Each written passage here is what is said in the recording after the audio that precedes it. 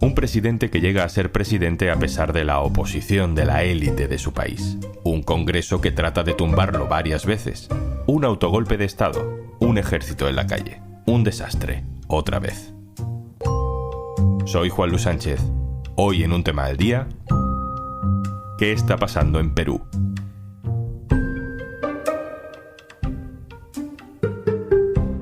Una cosa antes de empezar. Hola, soy Juanjo de Podimo. Vengo a recordarte que, como todos los viernes, al final de este episodio te dejo una recomendación de un podcast para que disfrutes durante este fin de semana. Bueno, y cuando quieras, porque si entras en podimo.es/aldía, tienes 60 días gratis para escuchar todo el contenido de nuestra app, podimo.es/aldía.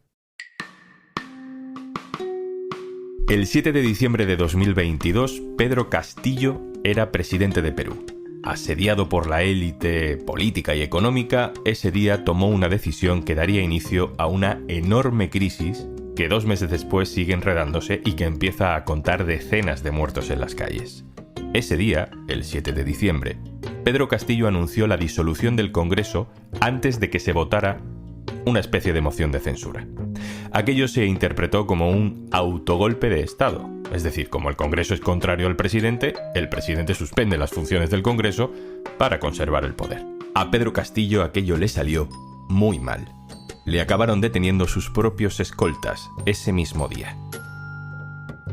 La nueva presidenta es Dina Boluarte, nombrada por el Congreso. 2 meses después, todavía no ha convocado elecciones. Las protestas ciudadanas se multiplican por todo el país y Boluarte las reprime con el ejército. A pesar de todo esto, el resto del mundo parece no estar muy interesado por lo que pasa en Perú. Vamos a intentar poner nuestro granito de arena. Vámonos a Perú. Mabel Cáceres, hola. Hola, Juanlu. Mabel Cáceres es periodista, directora de El Búho, un periódico digital de la región de Arequipa, en el sur de Perú. Nos conocimos hace poco en Colombia. Mabel, vamos a intentar entender primero qué pasó aquel 7 de diciembre. ¿Cómo lo resumes tú? Bueno, el 7 de diciembre estaba prevista una sesión en el Congreso de la República con la finalidad de aprobar una moción de vacancia presidencial. Era la tercera en año y medio para destituir del cargo a Pedro Castillo.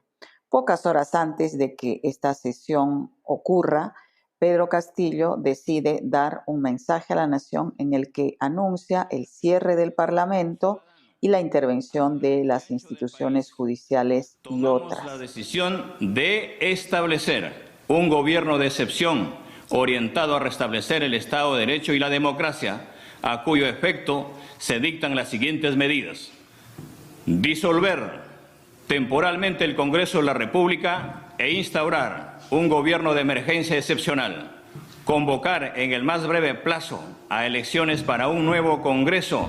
Inmediatamente el Congreso adelanta la sesión para tratar la vacancia y obtiene los votos suficientes para vacar del cargo a Pedro Castillo.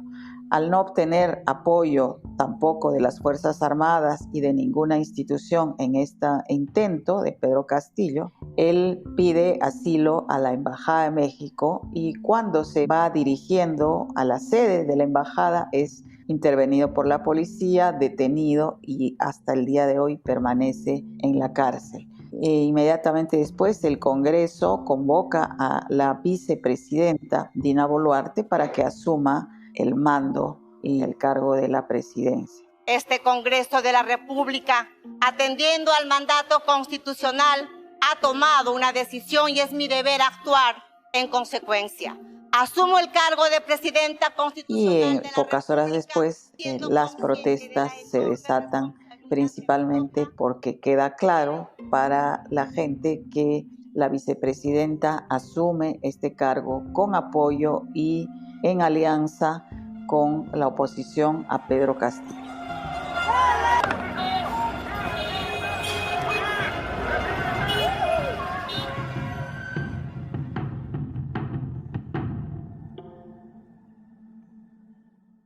Mabel, ¿quién es Pedro Castillo? ¿Qué tipo de líder es? ¿A quién representa o representaba cuando ganó las elecciones? Pedro Castillo es el prototipo del peruano de a pie, como le decimos aquí. Es un provinciano de Cajamarca, de un pequeño poblado llamado Chota, donde ejercía como maestro rural y campesino al mismo tiempo.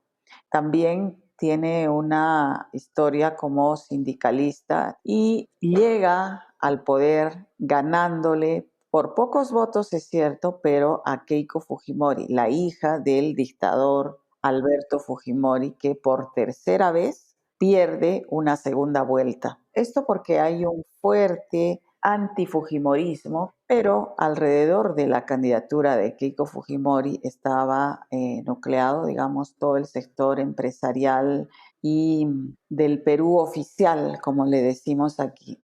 Y la gente que vemos a día de hoy en la calle, la mayoría de esos manifestantes que están protagonizando protestas por todo el país, ¿a quién defienden? Los manifestantes son principalmente todo el sector que votó por Pedro Castillo, porque el país ya hace un buen tiempo ya está polarizado entre un sector que apoyó a Keiko Fujimori, empresarial, partidos de derecha, y un sector de izquierda y un sector popular y provinciano.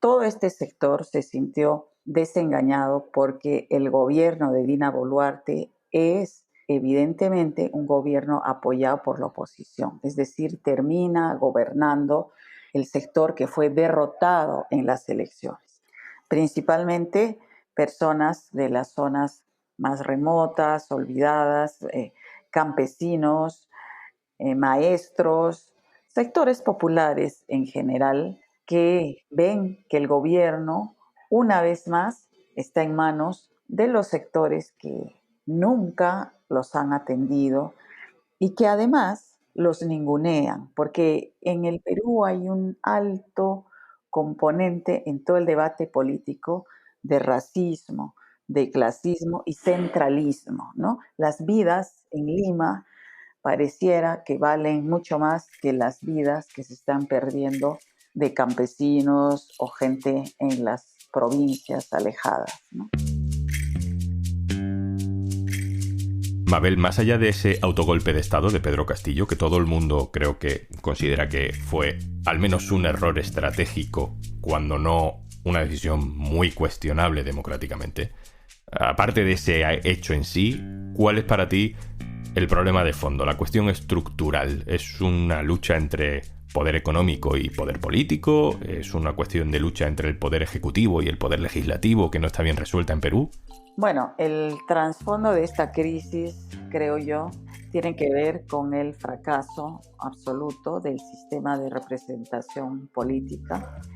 Estas demandas históricas que, como en el resto de América Latina, tienen que ver con grandes desigualdades, con enormes brechas sociales y en el caso del Perú, brechas regionales, ¿no? Hay un centralismo exacerbado. Todo el poder, en 85%, está concentrado en Lima, económico, hasta cultural, ¿no? Financiero, político, por supuesto. Los gobiernos, todos están involucrados en gravísimos casos de corrupción. Hay un sistema de privilegios para la gran minería, por ejemplo, que es la que genera más conflictos sociales en el Perú, en desmedro de comunidades que siempre salen perdiendo en estos conflictos. Entonces, esto es un hartazgo. Este sistema totalmente desigual, abusivo, de privilegios y de racismo para el otro lado y de incapacidad total del Estado de proveer servicios mínimos, de garantizar derechos mínimos a las poblaciones menos privilegiadas. Todas las grandes reformas, digamos, sociales son de alguna manera cada cierto tiempo boicoteadas por un Congreso que está totalmente de espaldas a la realidad. Y estos congresistas pues son lobistas en su gran mayoría.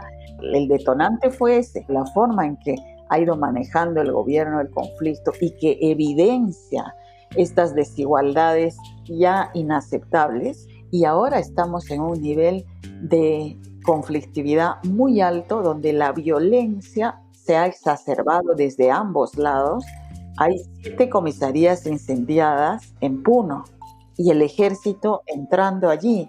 Entonces es muy delicado. Mabel Cáceres, directora de El Búho de Perú, muchísimas gracias por contarnos todo esto. Mucha suerte. Gracias a ustedes por difundir lo que está pasando en el Perú.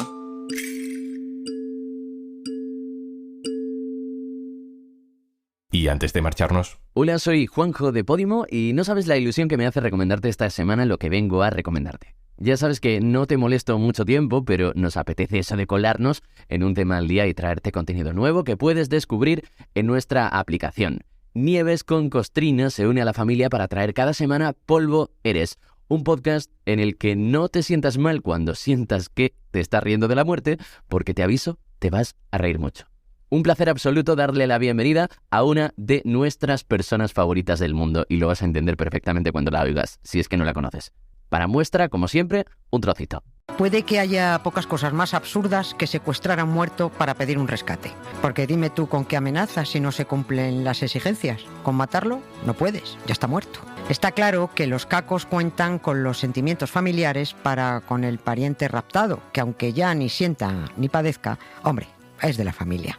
Por eso muchos han estado dispuestos a pagar para que liberen al muerto. Se van a sorprender con este asunto porque secuestrar un cadáver es más habitual de lo que puedan imaginar.